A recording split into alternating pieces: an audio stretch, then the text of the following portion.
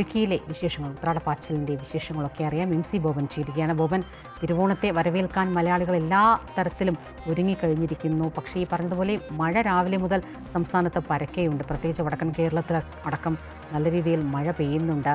ഈ ആഘോഷങ്ങളുടെ തിളക്കത്തെ മഴ ബാധിച്ചിട്ടുണ്ടോ?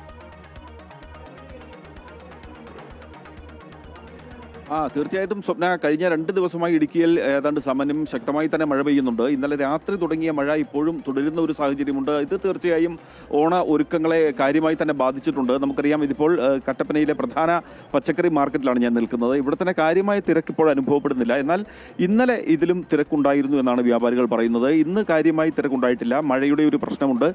മാത്രമല്ല, ഇടുക്കിയെ സംബന്ധിച്ചിടത്തോളം ഉച്ചയോടുകൂടിയാണ് കച്ചവടങ്ങൾ സജീവമാകുന്നത്. എന്തായാലും ഇപ്പോൾ ഇവിടെ ഈ മാർക്കറ്റിലെ കച്ചവടക്കാർ തന്നെ നമ്മൾ ഇക്കാര്യത്തെ കുറിച്ച് പറയും.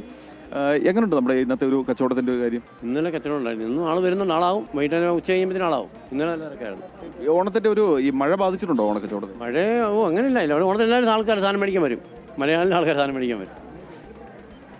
മഴയാണെങ്കിലും ആളുകൾ വീണ്ടും ഉച്ചയോടുകൂടി ഇറങ്ങുമെന്നൊരു പ്രതീക്ഷയെ തന്നെയാണ് കച്ചവടക്കാരുള്ളത്. എങ്കിൽ പോലും പൊതുവെ നമ്മൾ പറഞ്ഞാൽ മഴ 2 ദിവസമായി തുടരുന്ന മഴ ഓണവിപണിയെ കാര്യമായി തന്നെ ബാധിച്ചിട്ടുണ്ട്. എങ്കിലും ഇടുക്കിയുടെ, ഞാൻ മുമ്പ് പറഞ്ഞതുപോലെ, ഇടുക്കിയുടെ ഒരു പൊതു കാലാവസ്ഥ അനുസരിച്ച് ഉച്ചയ്ക്ക് ശേഷമാണ് കച്ചവടത്തിൻ്റെ ഒരു തിരക്കുണ്ടാവുക. മഴയെ അതിജീവിച്ചും ആളുകൾ മാർക്കറ്റിലേക്ക് എത്തും എന്ന ഒരു ശുഭ പ്രതീക്ഷയിൽ തന്നെയാണ് വ്യാപാരികൾ നിൽക്കുന്നത്.